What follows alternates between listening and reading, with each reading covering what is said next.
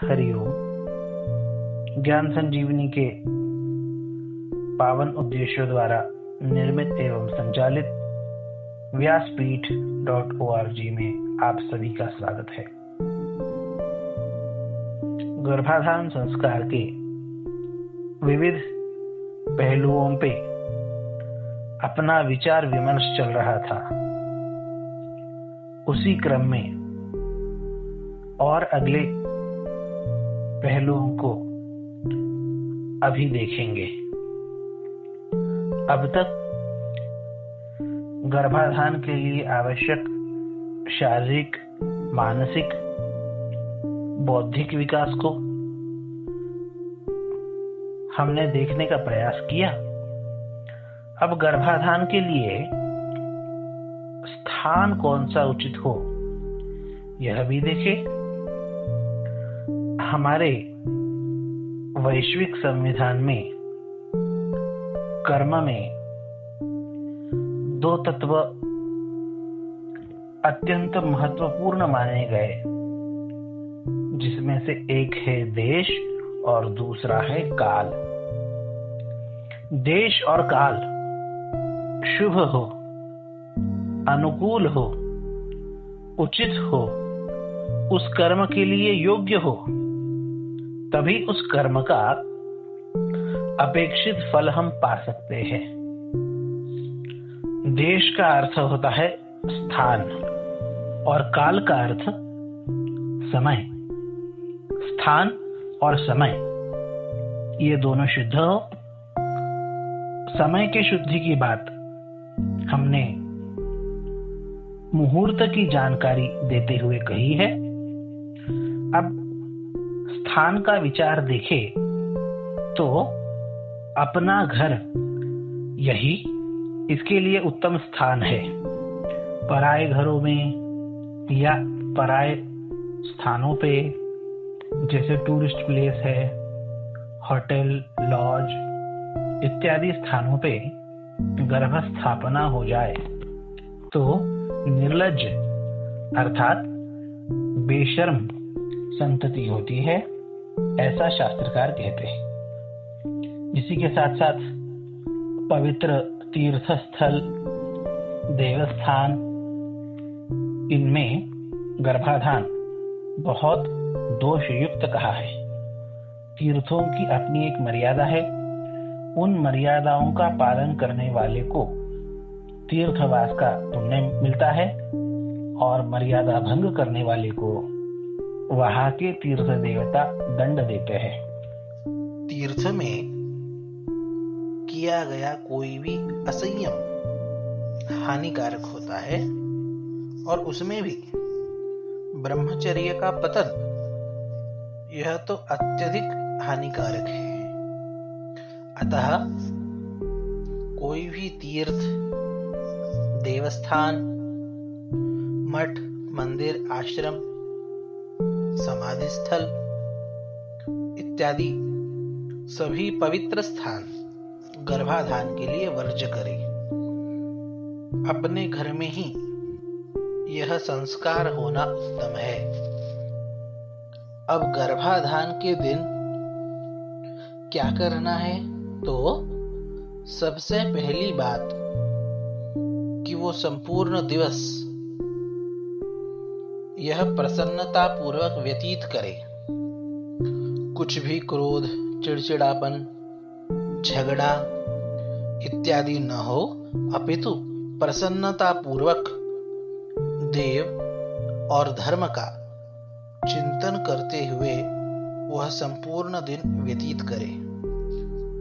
उस दिन में नांदी श्राद्धांत पंचांग कर्म करे, यह पहले कहा जा चुका है। गणपति पूजन, पुण्याहवाचन, मातृका पूजन, वसुधारा पूजन, आयुष्य मंत्र जप और नांदी श्राद्ध। नांदी श्राद्ध होने के बाद बिल्कुल छोटा सा हवन करे, ऐसा कृत्य दिवाकरकार कहते हैं।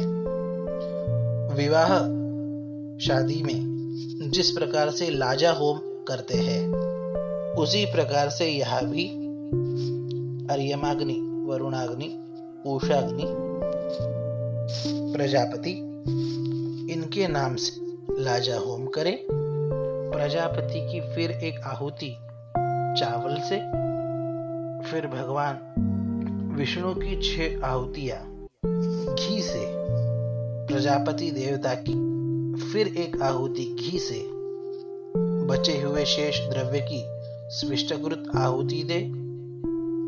फिर पत्नी को फल प्रदान करे, जिसका मंत्र है ओषध्यो जीव संभूता सफला निष्फलाश्च याः सपुष्पाय अपुष्पाश्च ताः प्रमुञ्चन्तु नोमहसः। फल प्रदान के बाद पत्नी के दाहिनी नासिका में दूर्वा का रस निचोड़े, जो कि उनके आरोग्य के लिए बहुत ही लाभकारी है एवं गर्भ रहने के लिए अच्छे से उस गर्भ की वृद्धि के लिए यह दूर्वा रस निचोड़ना बहुत लाभकारी है। बिल्कुल पतले वस्त्र से वो निचोड़े, पेट में पहुंचने तक निचोड़ा जाए। थोड़ा भी नासिका के अंदर आ जाए तो पेट में पहुंच जाता है। वो निचोड़ते हुए इस मंत्र का पाठ किया जाए। गर्भोत्पत्ति स्थैर्य वृद्धि करम दिव्य सुखप्रदम दूर्वारसंते सिंचामि सुभगे नासिका पुटे। इसके बाद पति पत्नी तेज और आरोग्य की कामना से भगवान सूर्य नारायण का दर्शन करें। इस मंत्र से उनकी प्रार्थना करें। नमः सवित्रे जगदेक चक्षुषे जगत प्रसूति स्थिति नाश हेतवे त्रयीमयाय त्रिगुणात्मधारिणे विरिंचि नारायण शंकरात्मने। इस प्रकार भगवान सूर्य नारायण को प्रार्थना करें। यहां तक का कर्म दिन में करने का है। अब रात्रि में जहां पति पत्नी शयन करेंगे वह शैया पवित्र हो और उस समय भी दोनों आचमन प्राणायाम करें। अपनी प्राण की गति, श्वासोच्छ्वास की गति समान नियंत्रित हो। श्वास की गति जितनी लंबी उतना अधिक लाभ। फिर अपने दिव्य संकल्प का स्मरण करें। जैसे धर्म संस्थापक, भगवदंश संतति, दैवी संपदा युक्त, विश्व कल्याणकारक, दीनोद्धारक, लोकोत्तर महान संतति हमें प्राप्त हो। इस संकल्प को अपने हृदय में सुदृढ़ करें। भगवान का ध्यान करें। प्रार्थना करें कि हमारा तन मन गर्भधारणा के योग्य हो जाए। इसी के साथ पवित्र भावना से भगवान नामोच्चारण सहित समागम करें। भगवान नाम कहीं भी कभी भी जपा जा सकता है। नाम और मंत्र, इनमें यही भेद है कि मंत्रों में नियम होते हैं कब कैसे जपा जाए। नाम में ये सब बंधन नहीं है। श्रुति स्मृति पुराणों में तो इस सिद्धांत के कई प्रमाण है, पर आधुनिक संतों ने भी हमें यह बात स्पष्ट कही।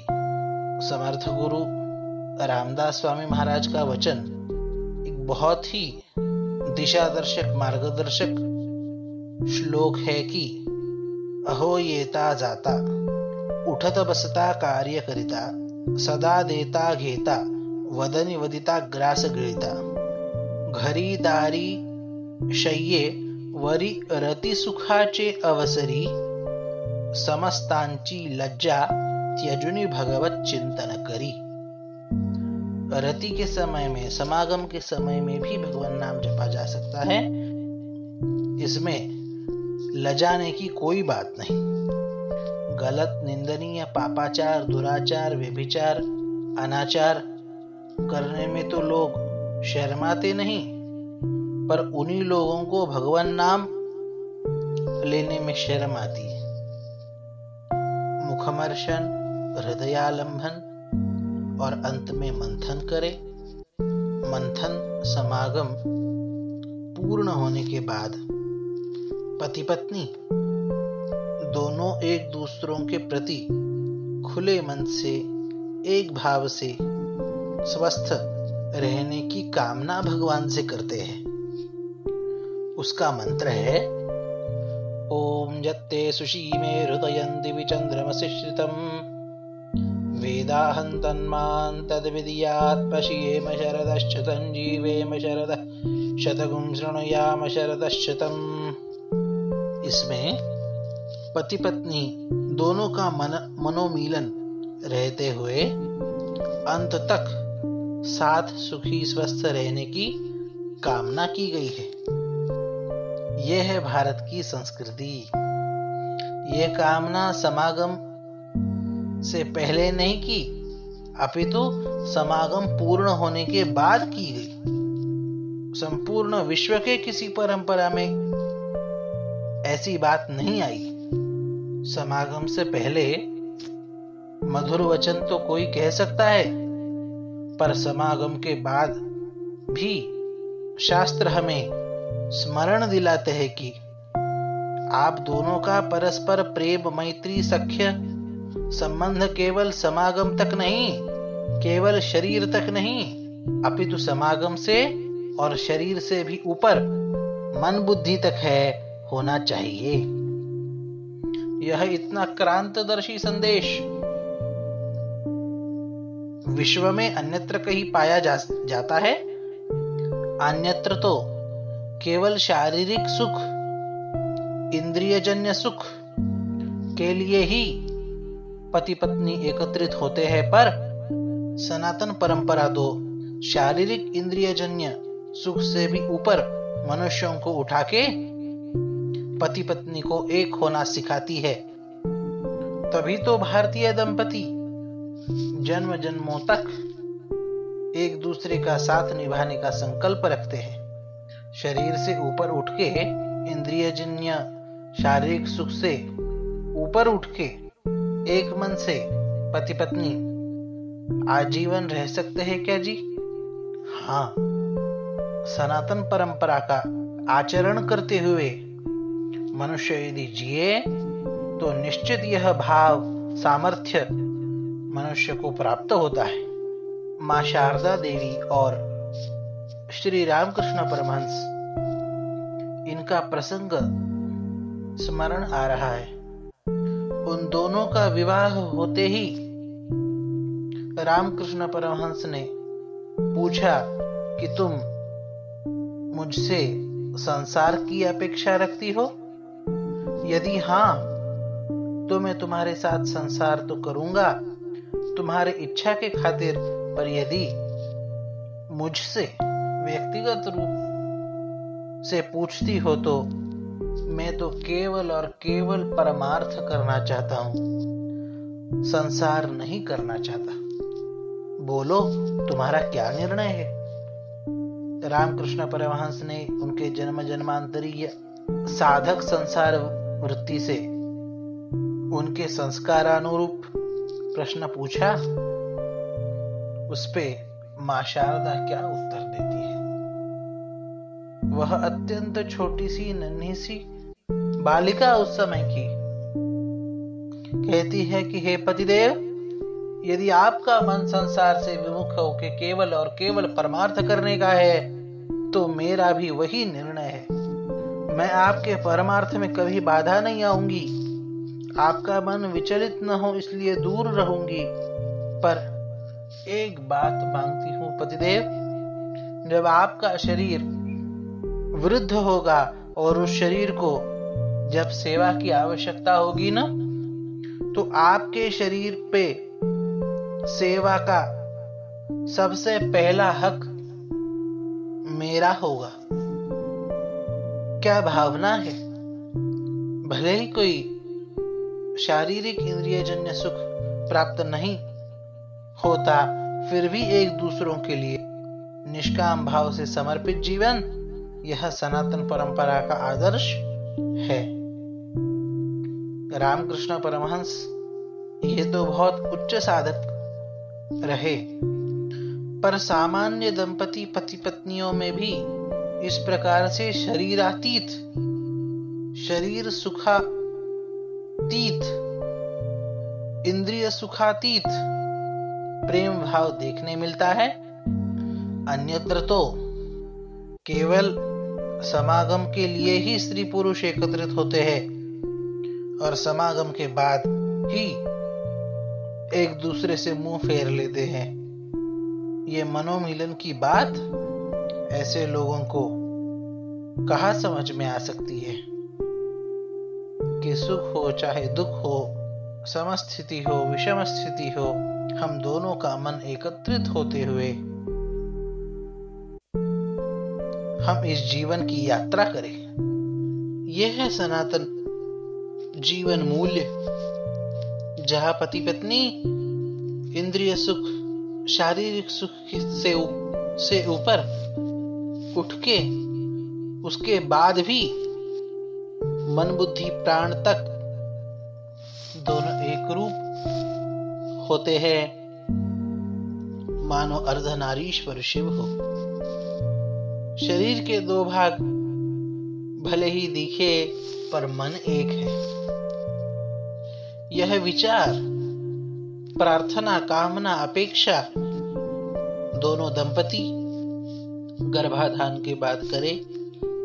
गर्भाधान कर्म की सफलता के लिए आशीष प्राप्ति हेतु ब्राह्मण भोजन कराए और ये सारा कर्म भगवान को निवेदित करे कि हे भगवान, गृहस्थाश्रम के पड़ाव में कर्तव्य रूप प्राप्त किए गए इस गर्भाधान संस्कार से आप प्रसन्न हो, प्रसन्न हो, प्रसन्न हो। शांति, शांति, शांति।